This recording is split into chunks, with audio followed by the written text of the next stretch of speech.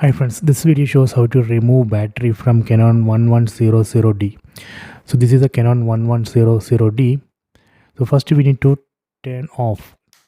If it's on, just turn off the camera. So we have to turn off the camera if we are going to remove battery or memory card. This battery is located in the bottom side of this camera. Let me turn it.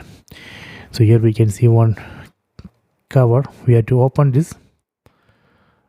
Just push, that way we can open this cap, and here we can see the battery, and here we can see the memory card, and this is a lever. We have to pull this lever, that way we can take this battery outside. Pull that lever, then we can take this battery outside like this.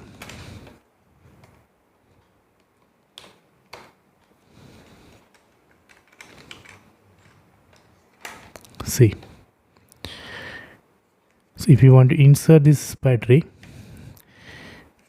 we can insert like this.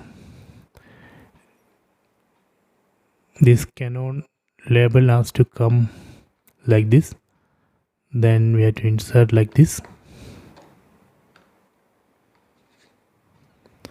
then just push until we hear a tick sound.